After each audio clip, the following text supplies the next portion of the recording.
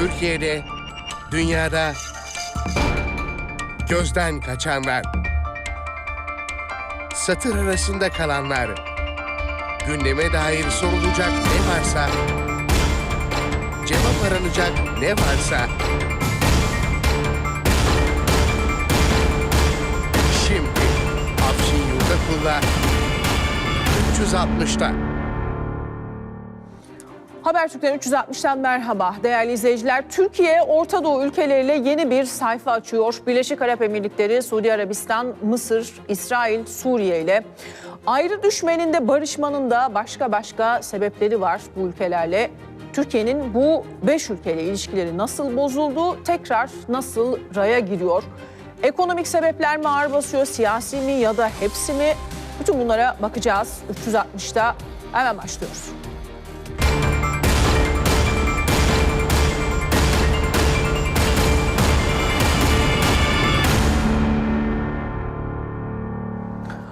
Evet, bugün konuklarımız Dış Politika Enstitüsü Başkanı ve ODTÜ öğretim üyesi Profesör Doktor Hüseyin Bağcı. Birazdan da Habertürk Dış Politika ve Güvenlik Politikaları yayın koordinatörü Çetin Erçetin bize katılacak.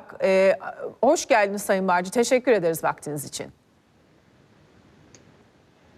Sesim ulaşıyor mu acaba Profesör Doktor Hüseyin Bağcı'ya? Emin olmak isterim ama emin olamıyorum. Evet, merhaba. Ha tamam, endişe ettirdiniz bir anda Sayın Bağcı. Sesim ulaşmıyor diye düşündüm ama galiba şu anda net alabiliyorsunuz, duyabiliyorsunuz diye düşünüyorum. Tekrar hoş geldiniz. Çetin Bey, dediğim gibi birazdan bize katılacak. Arkadaşlarım bana bilgi verirse sevinirim. Acaba arada biraz sesim birkaç saniye geç mi gidiyor arkadaşlar? Birkaç saniye geç gidiyor. Peki Sayın Bağcı, siz beni birkaç saniye geç duyuyorsunuz. Bunu hesaba katarak konuşacağım. Öncesinde saydığımız 5 ülkeyle bir genel bakış, bir ufuk turu yapabilir miyiz? Neredeydik, nereye geldik? Bugün Orta Doğu'da yeni sayfa, hangi sebeplerden ötürü yeni sayfa Türkiye açısından? Evet, Orta Doğu'daki o muhteşem yalnızlıktan muhteşem işbirliğine doğru bir dönüş var. İbrahim Kalın'ın kullandığı bir kavramdı bu. Türkiye son 5-6 yılda Orta Doğu ülkeleriyle, tabii daha önce de Suriye ve Mısır'la ilişkilerini koparmıştı. Şimdi bu ilişkilerin yeniden tamiri ve yeniden düzenlenmesi ve Türkiye'nin deyim yerindeyse sahalara geri dönmesi söz konusu. Hangi anlamda? Söylem bazında. Yani tartışmacı, kutuplaştırıcı bir söylemden işbirliğine giden bir söyleme doğru dönüş var. Bugün Cumhurbaşkanı'nın sabahleyin açılışını yaptığı İslam ülkeleri parlamentolar arası toplantıda işaret ettiği bir iki nokta vardı. Oradaki söylemlere baktığımızda çok daha yumuşak bir söylem takip etti. İşbirliğini ön plana çıkardı ve önümüzdeki günlerde de görüldüğü kadarıyla Mısır ve Suriye'nin yanı sıra Suudi Arabistan'la da ilişkilerin yumuşayacağı gözüküyor. Siz de az evvel söylediniz, yani kavgalar oluyor, barışmalar oluyor. Bu uluslararası politikada olan bir şeydir. Önemli olan tekrar işbirliğini artıracak, toplumların menfaatini ve refahını ön plana çıkaracak politikaları takip etmek. Türkiye bu anlamda bana göre yanlış atılan adımların doğruya dönüştürülmesi yönünde bir harekete girişti ki Türkiye'nin Orta Doğu'da yalnızlıktan kurtulması, bunu özellikle Akdeniz'deki gelişmeleri de göz önüne alarak söylüyorum. Önemli bir gelişme. İsrail'li olsun, Mısırlı olsun, Suriyeli olsun, Türkiye'nin konuşmaması zaten eşyanın tabiatına aykırıydı. Yani bizim geleneksel dış politikamızda Türkiye'nin hiç bu kadar yalnızlaştığı bir süreç yaşanmamıştı. Bu coğrafya için söylüyorum. Şimdi bu yalnızlıktan kurtulmanın her adımı bana göre Türkiye için önemli. Konuşmak, diyalog içinde kalmak her zaman önemlidir. Yani bizim bu ülkelerle kavgalı olmamız Türkiye'nin lehine bir durum değildir. Türkiye'nin vazgeçmesi gerektiği durum gördüğüm kadarıyla şu ki Cumhurbaşkanı konuşmasında ona işaret etti. Yani Arap ülkelerinin iç işlerine karışmamak, onlara nizam vermemek, onlara ayar çekmemek gerekiyor. Türkiye bu kutuplaştırıcı politikalardan şimdi yavaş yavaş uzaklaşmaya başladı. Bu iyi bir gelişmedir. Türkiye açısından önemli bir gelişmedir. Bölge için önemli bir gelişmedir. Hele Mısır'la ve İsrail'le ilişkilerin düzelmesi, bir de Suriye ile ilişkilerin düzeltilmesi de buna eklenirse, zannediyorum Türkiye'nin önümüzdeki yıllarda Orta Doğu'daki etkinliği ve Orta Doğu'nun vicdanı olma, altını çizerek söylüyorum, Orta Doğu'nun vicdanı olma konumunu tekrar kazanabilir. Henüz daha o aşamada değil. Ne demek ama, Orta Doğu'nun vicdanı olmak? Orta Doğu'nun vicdanı olmak benim 2000 yıllarda kullandığım bir kavramdı. Orta Doğu'da İsrail ile Arap ülkeleri arasındaki anlaşmazlıklarda tarafsız bir şekilde arabuluculuk yapmak, büyük ağabeylik değil ama demokrasisiyle, insan haklarıyla, kadın haklarıyla örnek ve model ülke olarak bu ülkelerin hem demokratikleşme hem de kendi işlerinde reform yapma ve İslam dünyasında da birlikte hareket etme politikalarını sağlamaktı. Mesela Suriye ile İsrail arasındaki görüşmelerde Türkiye çok önemli rol oynadı. Süleyman Demirel zamanlarını özellikle örnek vermek istiyorum. 2000'li yıllarda da 2007'lere kadar da bu böyle devam etti. Yani Ahmet Necdet Sezer zamanında da bu devam etti. Türkiye özellikle Avrupa Birliği ile 1999'dan itibaren hem adaylık statüsünü alması hem de 2005'te tam üyelik müzakerelerine başlamasıyla birlikte hem Orta Doğu'da hem de bütün İslam dünyasında örnek ülke olarak gösterildi ve Türkiye bu ülkelerin ikili anlamda olsun, bölgesel anlamda olsun bütün ilişkilerinde en fazla güvenilen ülkelerden biri konumundaydı. Mesela Türkiye Suriye'yi Avrupa Birliği ile ortaklık anlaşmasına öneren ülkedir. Veya bir başka örnek vereyim. Avrupa Birliği'nin Orta Doğu politikalarında Türkiye çok önemli bir rol oynamaya başlamıştı. Özellikle demokratikleşme konusunda çok önemliydi. Veya İran ile Amerika Birleşik Devletleri ve Almanya'da dahil olmak üzere 5+1 yani Birleşmiş Milletler Güvenlik Konseyi üyelerinin ve Almanya'nın birlikte olduğu ve İran'ın nükleer politikaları ile ilgili müzakerelerde Türkiye Brezilya ile birlikte rol oynamıştı. Yani bütün iş aslında Afşin Hanım 2011 yılındaki Suriye olaylarına taraf olmakla başlandı. Ardından Libya ile devam etti. Ben size bir şey söyleyeyim. Emekli bir diplomatımızın Müfit Özkeş'in yazmış olduğu Hariciye dışında bir Hariciyeci isimli kitabından söyleyeyim. Libya'ya 1998 yılında büyükelçi olarak atandığında Libya Dışişleri Bakanı Muntazır kendisine der ki unutmayın der, size ihanet etmeyen tek devlet Libya'dır, bunu unutmayın der. Bu çok önemlidir ve biz Libya'da çok taraf tuttuk, yanlış yaptık diye düşünüyorum ben, benim görüşüm bu. Ama şimdi bu süreçlerden tabii Türkiye ders alarak çıkmalı. Dediğim gibi toplumlar, devletler, özellikle yöneticiler belli dönemlerde yanlış kararlar alabilirler. Ama bu yanlış kararlardan geri dönmek asıl erdemdir. Ve şu anda da bu yanlış kararlardan en az zararla dönülecek bir yol arayışı içine girdi Türkiye son birkaç yıldır.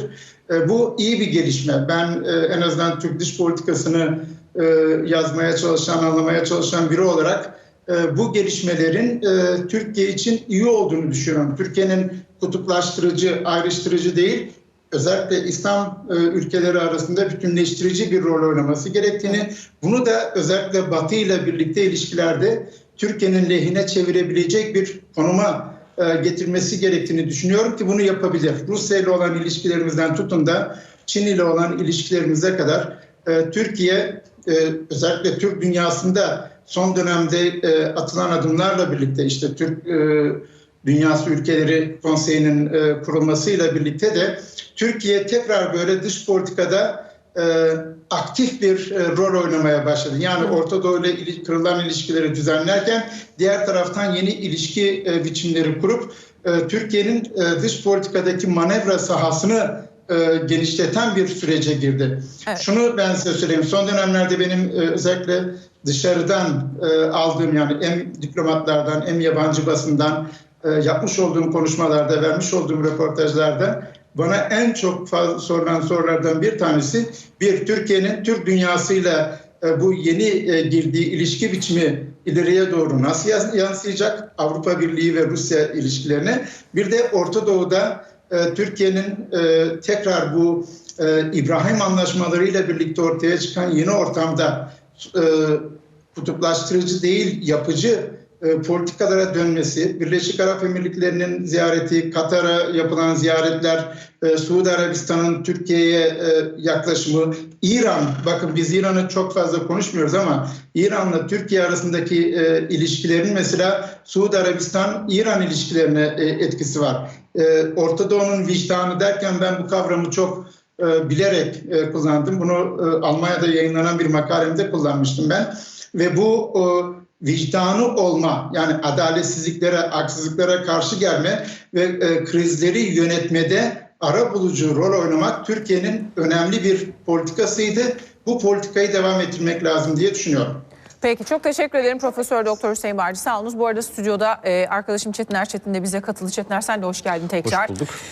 Aslında tam da Profesör Doktor Hüseyin Bağcı'yla biz Çetiner bir ufuk turu yaptık. Neredeydik, nereye geldik diye. Bunun içerisinde de senin Orta Doğu'da yeni bir başlangıç sıra büyükelçi atamalarında başlığını atmışsın. Yazında da temas eden noktalar var. Oradan devam edelim. Aslında programın kalanında da ülke ülke gidelim istiyorum, neredeydik, nereye geldik diye. Ama öncesinde sana da bir genel çerçeveyi anlamak için sorum olacak Çetiner. O da şu, yazındaki tespitinin detayını sormak istedim. Diyorsun ki Katar, Birleşik Arap Emirlikleri, Suudi Arabistan, önce Körfez'e bakalım. Orada da mesela büyükelçi atamalarına sıra gelecek. Aldığın kulise göre tarihler de verdin. MİT üzerinden olgunlaşan, örneğin Birleşik Arap Emirlikleri ile ilişkiler, şimdi sonrasında da sıra hariciyede olacak diyorsun. Hariciyenin, yani dışişlerinin, MİT'in nasıl bir rolü olduğu, bunlar kritik kurumları, Türkiye'nin nasıl bir rol oynadılar o günden bugüne gelmeye? Şimdi bozulan ilişkilerden toparlanan ilişkilere gelmekte. Tabii Afşin, önce bir panorama oluşturmak gerekecek. Yani biz Türkiye olarak bir Körfez ülkeleriyle barışmaya çalışıyoruz ama bir taraftan da Körfez ülkeleri de kendi içinde bir barış ya da bir anlaşma, bir uzlaşma yolunda. İran Körfez ülkeleriyle bir şekilde yol bulmaya çalışıyor. Örneğin İran, Suudi Arabistan'la Irak üzerinden bir yol arayışı içerisinde. Birleşik Arap Emirlikleri İran'la bir yol arayışı içerisinde.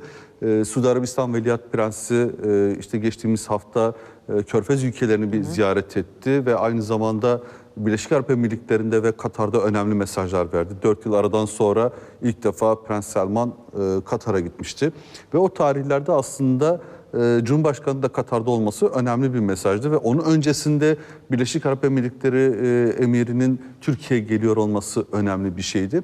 Şimdi çok böyle hani katmanlı, farklı ve karmaşık bir tablo. Ama bir taraftan da savaşın bitmesini istemeyen bir tablo da var. Bitmesini istemeyen kesimler. Örneğin Husiler geçtiğimiz hafta füzelerle Riyad'a saldırdı. Ve Husilerin arkasında İran'ın olmasından kaynaklı bambaşka bir tablo var. Bir taraftan da Lübnan işte çok ciddi bir kargaşa içerisinde.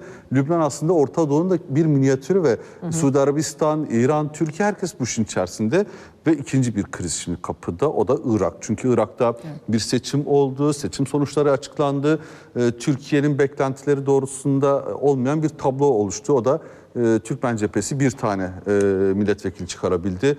Kürtler kendi arasında şu an problemli. Çünkü istedikleri milletvekili sayısına ulaştılar ama bu sefer kendi aralarındaki oranlar birbirinden çok farklı oldu. Bir tarafıyla da İsrail, Mısır ve Libya meselesi var. Libya'da 1-2 hafta içerisinde bir seçim yapılması gündemde ama Libya dediğimiz zaman sadece Trablus'tan oluşan bir Libya düşünmeyelim. Çünkü işte işin içerisinde Birleşik Arap Emirlikleri de var, Suudi Arabistan'da var, Mısır'da var, İsrail'de var, Türkiye'de var, Fransa'da var. Dolayısıyla aslında bu panorama içerisinde 2022'de herkesin birbiriyle bir şekilde uzlaşması gereken ya da zorunluluk alanlarının oluştuğunu görüyoruz. Şimdi parça parça gideyim. Birleşik Arap Emirlikleri ile 10 yılı aşkın bir süre bence dış politika açısından baktığınız zaman sıkıntılı, problemli, birbirini görmeyen, belki de Birleşik Arap Emirlikleri'ni çok küçümsedik. Böyle bir sorun yaşadık. Çünkü küçük bir ada ülkesi, yapabileceklerinin sınırları belli dedik ama işin finans boyutunu, işin medya boyutunu, Avrupa'daki düşünce kuruluşları üzerindeki etkisini işin açıkçası Türkiye'de çok hesaba katmadığı politika yapıcılar. Ama bir süre sonra görüldü ki Birleşik Arap Emirlikleri'nin özellikle Avrupa'daki Arap dünyası ya da Arap diasporası üzerinde ama daha da önemlisi çok saygın işte Yaşar Kul Afsat gibi ne bileyim bazı düşünce kuruluşları, şimdi isimler hani vermek çok doğru olmayacak çünkü bu Türkiye'de artık çok moda haline geldi. Onu hedef göster, bunu hedef göster. Ama biz bir gazeteci olarak bir panoramayı oluştururken gücünü hafife aldı diyor çok aslında, yumuşak değil mi? gücünü, o soft power'ı önemsemedik ama soft power'ın bir yerden sonra işte Libya'da daha sert yüzüyle karşılaştık. Yani Hafter'i destekleyen bir Birleşik Arap Emirlikleri ile karşılaştık. Şimdi bir de abi şimdi bizim 2022 yılında en fazla dikkat etmemiz gereken noktalardan biri de aslında belki de Cumhuriyet'in temel değerleri üzerinden görmemiz gereken bir dış politika ekseni oluşturmamız gerekiyor. Çünkü yeni Orta Doğu'da mezhep kavgalarının artık kendisini daha milliyetçi politikalara bıraktığı bir süreç başlayacak. Buna dikkat çekmişsin Çetiner. Yazından söyleyeceğim orada. Diyorsun ki ancak mezhepsel ve vizyon farklılıklarından dolayı aksilikler de yaşanacaktır. Galiba buraya değiniyorsun burada şu anda. işte 2023 yani Türkiye'nin kurucu tabii ki biz mesela örnek olarak Libya'da Müslüman Kardeşler ekolünü destekledik. Birleşik Arap Emirlikleri farklı bir ekolü destekledi. Irak'ta İran Şii ekolünü destekledi. Biz Kürtlerin yanında mı olacağız? Türkmenlerle beraber mi hareket edeceğiz? Bakın mesela şu an Irak'taki en büyük sıkıntılardan biri, önümüzdeki programlarda belki daha geniş bunu seninle konuşacağız. Kerkük meselesi ve Kerkük'te Şii Türkmenler, Sünni Türkmenler nasıl bir noktaya evrilecek? Bir yandan DAEŞ yeniden mi orada ortaya çıkmaya başladı? Bütün bunlar kargaşanın içerisinde bir barış arayışı içerisinde. Şimdi bu kadar kargaşanın olduğu bir ortamda doğrudan diplomasiyle yol alamıyorsunuz. Dolayısıyla önce istihbarat ön plana çıkıyor ve örneğin Birleşik Arap Emirlikleri ile Milli İstihbarat Teşkilatı arasında yapılan görüşmeler ve oradaki istihbarat partnerleriyle yapılan bir görüşme sonrasında bir olgunlaşma oluştu. Aynı şeyi Mısır'da da yaşadık. Mısır'da da önce Milli İstihbarat Teşkilatı devreye girdi. Hatta Milli İstihbarat Teşkilatı Başkanı Hakan Fidan birçok kez, yani bir iki değil birçok kez Mısır'a gitti geldi. O görüşmeler esnasında çünkü istihbari görüşmeler genelde çok kolay alan oluşturabiliyor. Daha net resleşmelerin de tavizlerin de konuşulacak konuların başlıklarının da daha net ifade edilebildiği alanlar. Diplomaside artık siz kamuoya açık bir görüşme yapıyorsunuz ve taviz vermek, taviz almak ya da nerelerden hangi ödünleri verip neden hangi ödünleri alacağınızı tayin edemezsiniz. Bir altyapının oluşması gerekiyor. Aynı noktada şimdi Libya meselesi, Katar meselesi ve önümüzdeki günlerde tabii ki İsrail meselesi çok önem arz edecek bizim için. Çünkü Doğu Akdeniz meselesinde gerip tıkandığımız nokta ki bugün Doğu Akdeniz'de Hüseyin Bağcı Hocam da daha önceki birkaç yayında benzer konularda fikir birlikteliğinde olduğumuzu biliyorum. Örneğin Katar şirketleri, Birleşik Arap Emirlikleri'ne ait şirketler doğrudan Yunanistan ya da Rum kesimiyle yapılan anlaşmaların içerisinde yer aldılar. Şimdi bizim kuracağımız o diplomatik network, o diplomatik ilişki süreci aslında bizim ülkeler üzerinden o şirketleri de ikna etmemiz için bir anlamda bir yol açacaktır. Ama bunu yaparken de 2022'nin çok hareketli geçmesini bekliyorum ben en azından. Çünkü Araplar çok kolay ikna olabilen toplumlar değildir. Hani böyle şunu bir de beklemeyelim. Birleşik Arap Emirlikleri şeyhi geldi, Türkiye'de anlaşmalar imzaladı, geri döndü. Yarın çok hızlı bir şekilde ekonomik bir network'ümüz oluşacak. Bir de şöyle bir nokta var Afşin. Biz Türkiye'de Orta Doğu ile ilişkileri değerlendirirken son zamanlarda genel itibariyle bütün odak noktamız ekonomi oldu. Yani işte Birleşik Arap Emirlikleri'nden ne kadar Türkiye'ye yatırım gelir, Katar'dan ne kadar yatırım gelir ama bu yatırımlardan çok daha önemli stratejik alan oluşturma ya da alan senkronizasyonunu yapma süreçleri var. Mesela bunlardan biri de Suriye. Önümüzde 2024'te Arap Ligi'nin en önemli misafirlerinden biri Suriye olacak. Ve şimdi böyle bir tablo karşısında Arap Ligi'nde biz üye değiliz ama gözlemciyiz ve orada izleyen tarafız. Biz buna nasıl tepki vereceğiz ya da Arap ülkeleri üzerinden Suriye'ye bir mesaj verebilecek miyiz? Evet. Çetiner şöyle yapalım mı? Şimdi yazında da bunun detayları var. Profesör Doktor Hüseyin Bağcı'dan da bu konuda destek isteyeceğim. 5 ülkeden bahsettik. Böyle hızlı gidelim. ülke ülke gidelim. Neredeydik, nereye geldik? Sen bölgeyi çok yakından takip eden yıllardır bir gazetecisin. Sen gazeteci gözüyle belki büyük resimde de Profesör Doktor Hüseyin Bağcı'nın katkılarından faydalanarak bugün nerede olduğumuzu anlayalım. Çünkü dediğin gibi perspektifte de ayağı tam yere basmayan yerler olabiliyor. Örneğin sadece finansal açıdan değerlendiriyoruz ama diyorsun ki stratejik boyutu var gibi. Yine Çetiner, seninle başlayayım. Nereden nereye geldiğinin özetini yaparsın. Sonra da ben Profesör Doktor Hüseyin Bağcı'ya dönelim. Körfez'le başlayalım ilk o zaman. Şimdi Katar, Birleşik Arap Emirlikleri, Suudi Arabistan. Katar'la da Birleşik Arap Emirlikleri ile de çok başka raylarda ilişkiler var. Katar'la Türkiye'nin ilişkileri iyi gidiyor ama Birleşik Arap Emirlikleri 15 Temmuz sonrası özellikle çok gerginlikler yaşandı ve birçok farklı noktada da o gerginlik hissedildi. Finansman açısından öne çıkıyor, doğru, çünkü Türk lirasının ciddi değer kaybettiği bir dönemde, ekonominin sıkıntı yaşadığı bir dönemde uzun süredir aramızın olmadığı Birleşik Arap Emirlikleri'nden üst düzey bir ziyaret oldu. İşte 10 milyar dolar zikredildi. Tabii bilemiyorum o ne şekilde Türkiye'ye ulaşacak, hangi formda. Yine Katar'la keza işin ekonomik boyutuna dair de haberlere yansıyanlar var. Ve Suudi Arabistan'da işte Kaşıkçı cinayeti sonrası ciddi bir gerginlik oldu. Orada da bir farklı ray var. Bu üç ülkeyle başlayalım, sonra Mısır'a, İsrail'e, Suriye'ye de gelmek istiyorum. Neredeydik, nereye geldik Körfez'de? Bunu Şimdi senden dinleyeceğim, hemen sonra da Profesör Katar'la Doktor başlayalım. Tabii Katar'la Türkiye ilişkilerinin hem tarihsel bir boyutu var ama aynı zamanda da şu son 10 yılda çok ciddi ivme kazanmış bir stratejik işbirliği süreci var. Katar bizim açımızdan önemliydi. Körfez'de en azından Türkiye Cumhuriyeti Devleti'nin diğer Arap devletleriyle ilişki network'ünde ya da şimdi şöyle düşünün, herhangi bir Orta Doğu ülkesinde bir şey yaptığınız zaman Körfez'deki herhangi bir ülkeyle ilişkinizin olması sizin işinizi kolaylaştırıyor. Çünkü oyun kurabiliyorsunuz, kuramazsınız da oyunu bozabiliyorsunuz. Ben buna en iyi örnek olarak hep Saddam'ı ya da işte Saddam İran'la savaşırken İran Suriye ile ilişkileri çok iyiydi. Libya'nın İran'la farklı bir ilişki network'ü vardı. Ama Suudi Arabistan'la İran eş zamanlı olarak Saddam'a karşı mücadele veriyordu. Şimdi böyle bir karmaşık tarihsel sürecin içerisinde bir örnek üzerinden gidiyorum yine.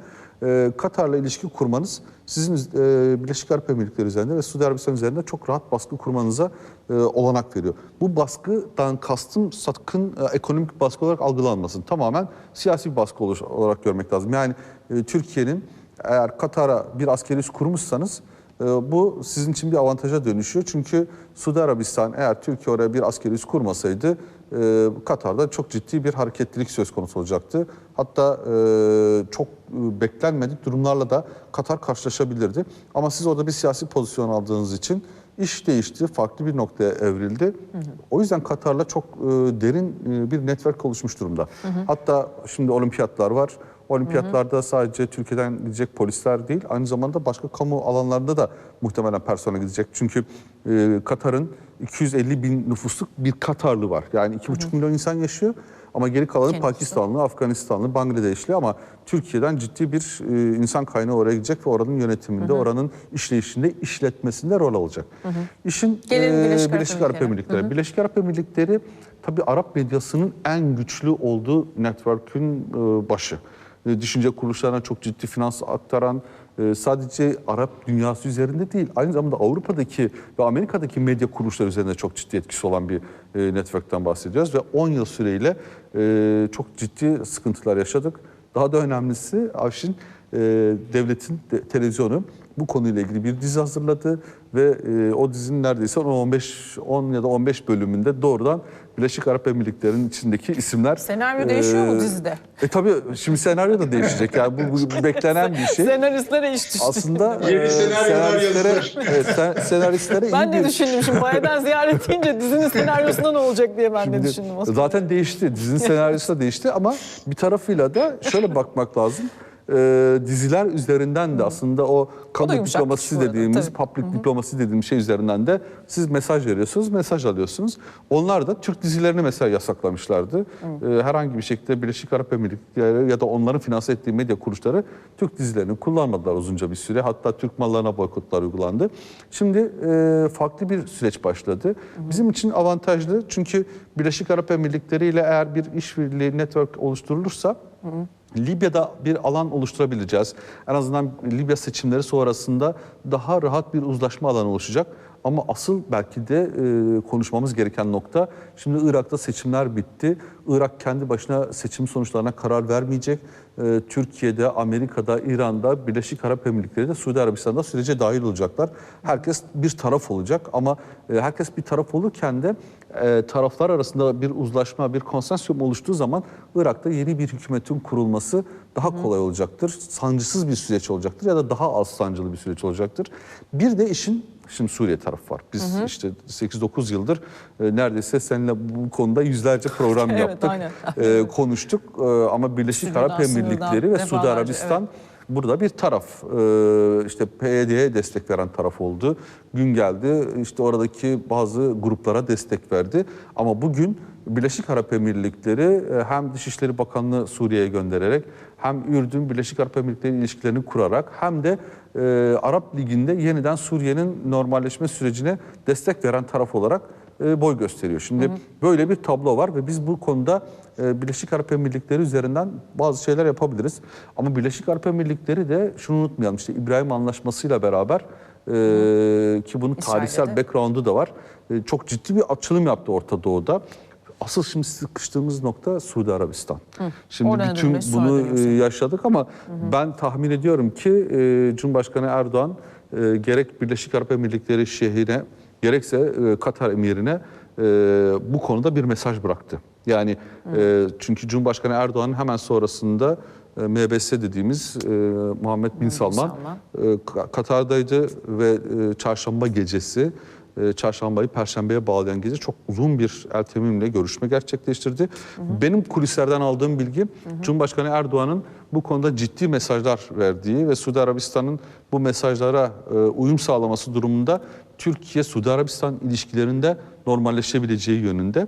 Ama tabii son iki seçeneğimiz Mısır ve İsrail. Evet. Bu konuda Türkiye bir alan oluşturmuş vaziyette, bir alan ya da mesafe kat etmiş durumda. Her iki ülkeye de büyükelçiler 2022 yılında tayin edilecek ama İsrail konusunda biraz daha temkinli Ankara.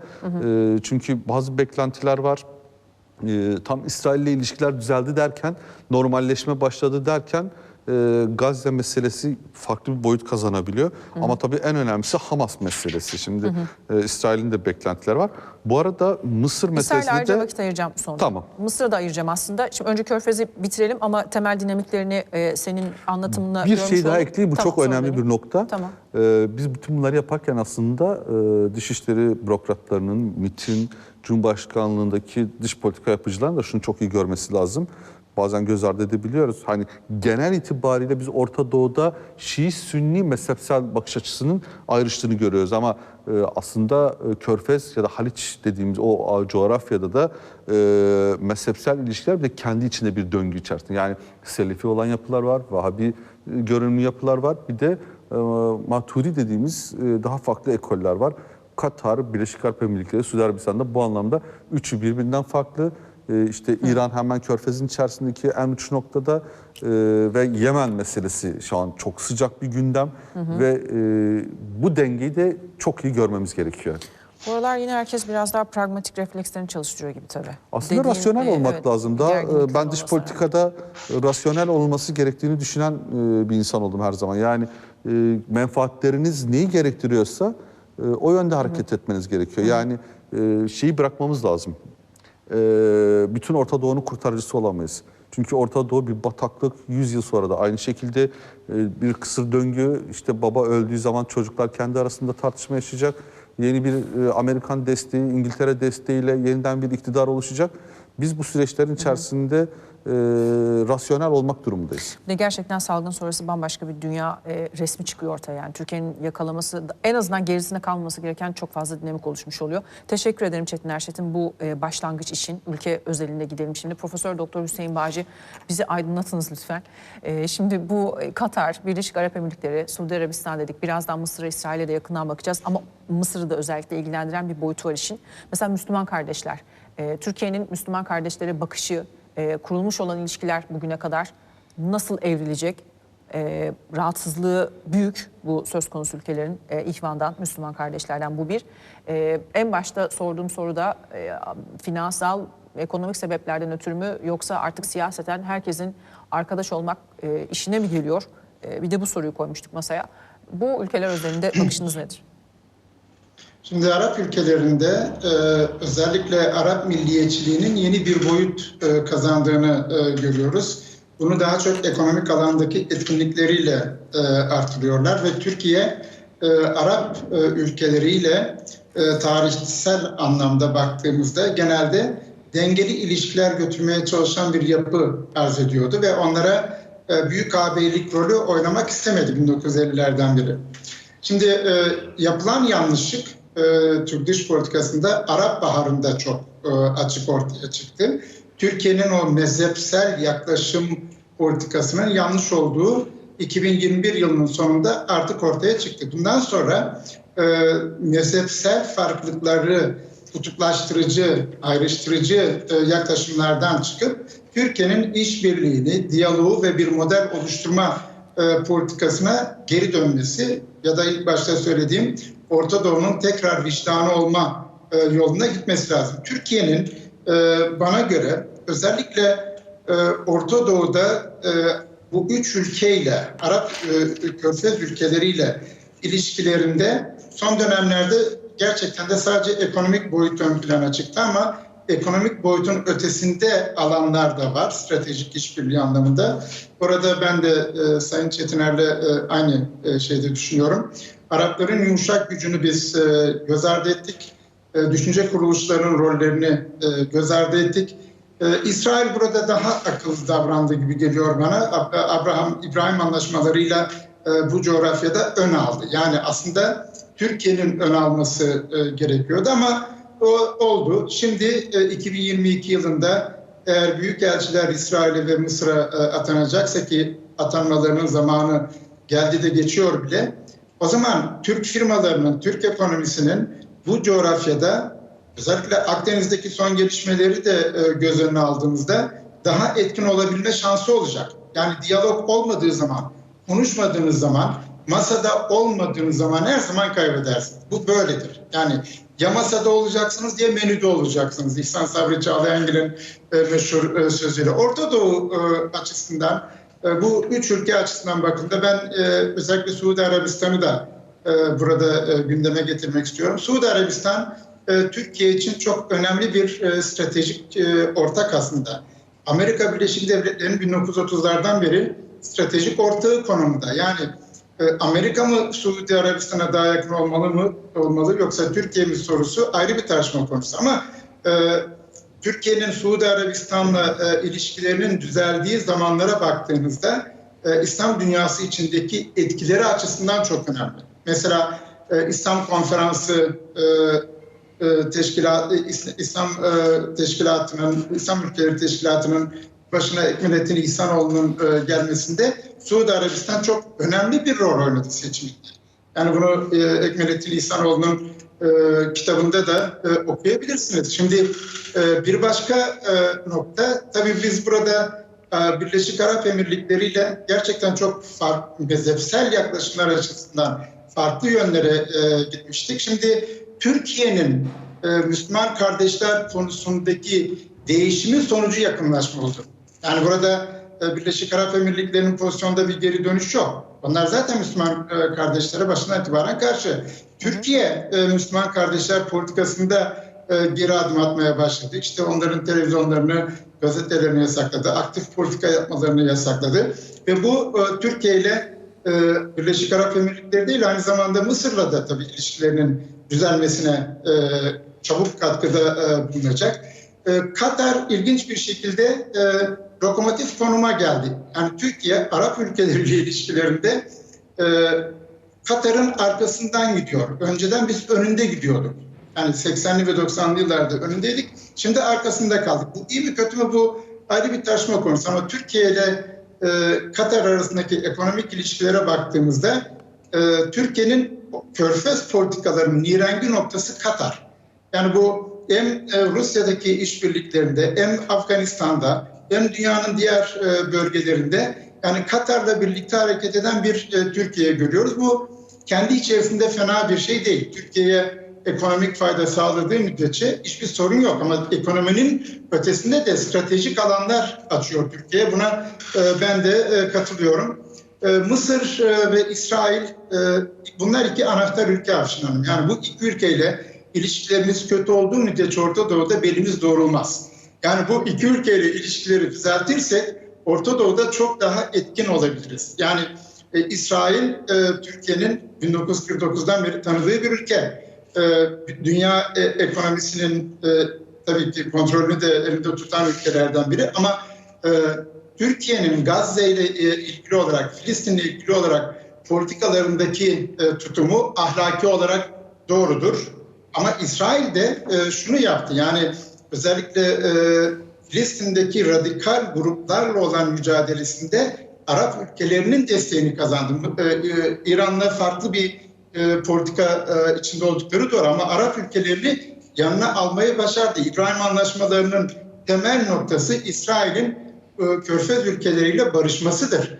Şimdi Filistinliler ikiye ayrıldı biliyorsunuz. Yani bir Hamasçılar var, bir de Filistin Kurtuluş Örgütü'nün temsil ettikleri var. Biz orada tarihsel bir kavram kullanıyor, Türk dış politikası için çok kullanılır. Yanlış hata oynamak gibi. Yani bu Türkiye'nin 1. Dünya Savaşı'na girerken yanlış hata oynaması olarak da tanımlanır.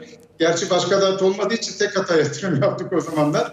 Ama şimdi Türkiye daha geniş bir açıdan yaklaşılır. Beni sevindiren, yani bir uzman olarak sevindiren, Türkiye'nin Orta Doğu politikalarında bu normale dönüşü, çatışmacı, ayrıştırıcı politikalardan işbirliğini artıran, diyaloğu öngören politikalara dönmesi iyi bir şeydir. Bu sadece bu coğrafyaya değil, aynı zamanda dünyanın diğer bölgelerine de etkisi olan bir gelişme. Bunu görmek lazım. Yani sadece dar bir alanda görmemek lazım Orta Doğu'yu. Çünkü Arap ülkeleri Afşin Hanım, Körfez ülkeleri özellikle başta Rusya olmak üzere Kazakistan, Afganistan, Balkan ülkeleri, Rusya'nın kendi içi orada çok büyük yatırımlar yapıyorlar. Yani paralarını dışarıda stratejik alanlara yatırmaya başlayıp o ülkeler üzerinde siyasi değil ama finansal ve teknolojik üstünlük sağlamak istiyorlar. Onlarla bağlantıda kalarak onları etkileme arayışı içine giriyorlar ve gayet de başarılılar şu ana kadar. Onu da söyleyeyim. Şimdi Türkiye'de son günlerde hem Katar hem de Birleşik Arap Emirlikleri ile yapılan tartışmaların geldiği noktaya bakın. Gerçi bu yalanlandı ama yani Türkiye'nin stratejik kuruluşları, Avelsan gibi, Aselsan gibi kuruluşların neredeyse bu ülkeler tarafından satın alınacakmış gibi bir havanın bile oluşturulması ülke içinde yarattığı tartışmalara bir bakın. Yani ama burası da bir gerçek. Körfez ülkeleri paralarını diğer ülkelerin stratejik alanlarına, teknolojik alanlarına yatırıyorlar. Çünkü hem pahalı hem de geleceğe yönelik etki altına alma şansı fazla. Evet. Düşünsenize Türkiye Lübnanlılara telekomu sattı. Yani olacak iş mi yani? Niye satıyorsunuz değil mi? Yani Lübnan'a boşu boşuna para kazandırdı Türkiye gibi. Yani burada yanlışlıkları da söylemek lazım tabii. Ama bugün gelinen noktada İsrail ile ve Mısır'la ilişkilerin diplomatik düzeye çıkarılması önce psikolojik bir rahatlık, siyasi bir rahatlık ve diplomatik bir rahatlama getirecek ve ben bir an evvel bunların yapılmasında fayda görüyorum. Peki, teşekkür ediyorum. Yaklaşık 6 dakikamız var. Eşit bölelim. İlk turda uzun tuttuk çünkü 3 ülke sordum size. Sizi de çok hızlı konuşturmamak için. Çetiner'e döneceğim. Mısır ve İsrail ile ilişkiler. Çetiner yazında tarih vermişsin. Mısır'da Nisan-Mayıs ayında büyükelçi ataması, İsrail'le de Temmuz-Ağustos ayında öngörüldüğü, sanıyorum böylesi bir niyet ya da planlama olduğundan da bahsediyorsun. Ne noktaya evriliyor ilişkiler Mısır'la İsrail'e? 3 dakika içinde senden duymak isterim, sonra da Hüseyin Bey sizin yorumunuz için döneceğim. Abi şimdi tabii Mısır'la şu saat itibariyle artık bizim bir kavgaya girişmemiz ya da siyasi bir tartışmaya girmemizin bir anlamı kalmadı. Çünkü Mısır artık gerek Avrupa'da, Amerika'da dünyanın artık mevcut yapısıyla tanıdığı bir ülke konumunda. Evet, bir ülkede darbenin olması doğru bir şey değildir. Ama o Mısır'ın kendi içinde yaşanan sürecin sonrasında bizim de çok fazla Mısır'ın kendi iç işlerinde bastırmamız da bizi maalesef Arap dünyasından kopardı. Neden Arap dünyasından kopardı? Onu da hemen altını çizeyim. Zira Arap Ligi'nin, Arap dünyasının beynidir Kahire. Yani Arap dünyası kararlarını Kahire'de alır. Bir Doha'da karar almaz ya da Riyad'da kararlar alınmaz, Şam'da kararlar alınmaz, Bağdat'ta kararlar çıkmaz. Arap dünyası kendi geleceğine dair, kendi perspektifini oluştururken bütün bu karar süreçleri Kahire'de alınır. Dolayısıyla Kahire'nin böyle bir önemi varken, Kahire'nin böyle stratejik bir konumu varken biz bunu çok iyi değerlendirmek durumundaydık. Bunun bize 2 tane artısı olacaktır. Birinci artısı Arap dünyasıyla artık daha stratejik siyasi ilişkileri geliştirmek adına. Çünkü Kahire'nin böylesine ciddi bir konumu varken o siyasi ilişkilerin uzağında duramazsınız. Yani Arap Ligi zirvelerine Türkiye her zaman gözlemci olarak gitmiştir.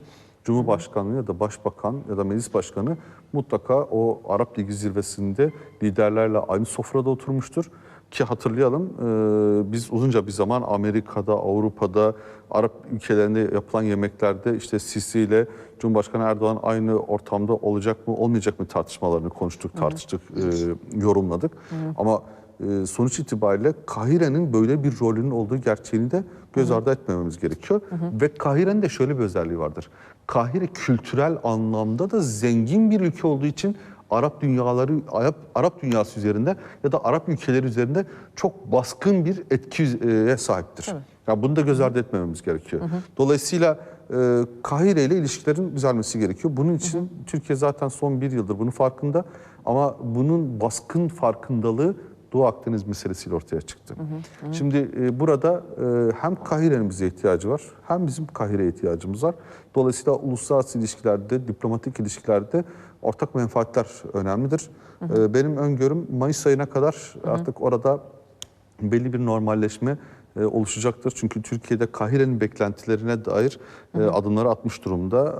Çok %80'i diyelim yapıldı. %20'lik bir dilim kaldı. Onlar da önümüzdeki birkaç ay içerisinde gerçekleşir. Çok hızlanmam lazım. İsrail çok hızlı. İsrail ile ilgili de çok hızlı bir karar alınması lazım. Çünkü İsrail bölgede finansal açıdan en güçlü ülkelerden biri. Zira Yunanistan ve Rum kesimiyle yapılan anlaşmaların şu anda Akdeniz'deki yer altından ya da su altına gidecek olan boru hatlarıyla ilgili finansal sürecini İsrail üstlenmiş durumda. Yani İsrail üstlenmiş derken finansını o sağlayacak değil ama İsrail'in Avrupa'daki bankalara ya da dünyadaki herhangi bir uluslararası international çalışan bir bankaya vereceği teminat karşılık bulacaktır.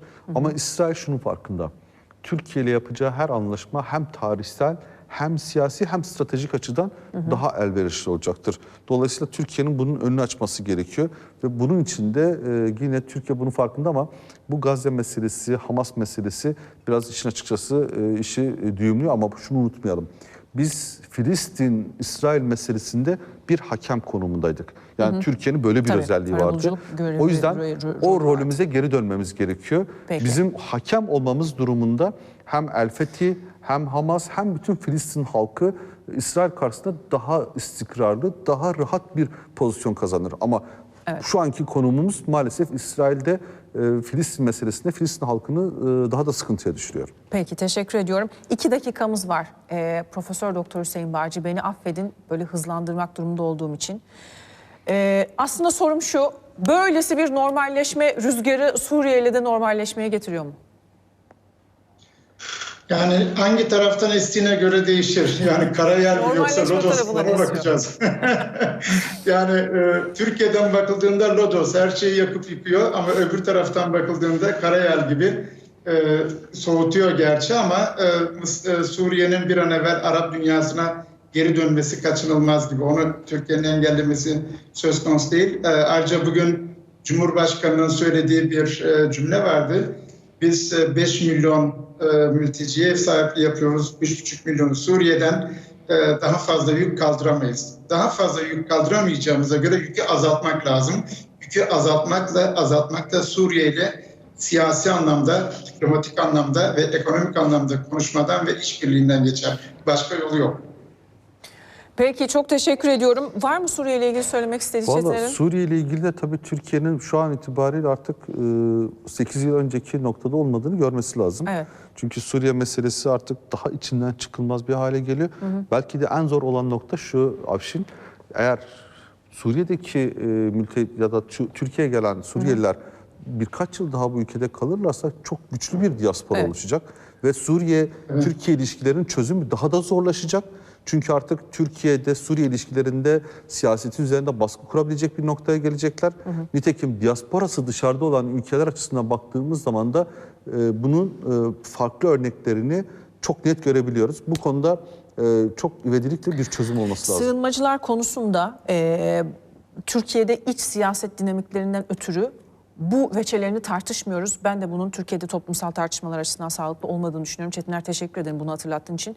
Bu konunun dış politikada da önemli etkileri oluşacak ileride. Bunları daha açıklıkla konuşmamız lazım. Çok teşekkür ederim. Arkadaşım Çetiner Çetiner'e, size Profesör Doktor Hüseyin Bağcı. Yani Arap ayaklanmalarından beri kaç kez söyledik bunu bilmiyorum ama galiba hakkını vererek bu sefer tekrar etmek lazım. Orta Doğu'da kartlar yerinden karılıyor efendim. Resmen onu konuşmuş olduk bu programda. O meşhur ifadenin de yerini bulduğu bir program oldu. Çok teşekkürler. Ağzınıza sağlık, reklam var şimdi. Sağ olun. Haftayı da haftanın son programında 360'ında noktaladık. Önümüzdeki hafta karşınızda olacağız. Saat 16'da bu ekranda. Afşin Yurdakul ben. Hoşçakalın.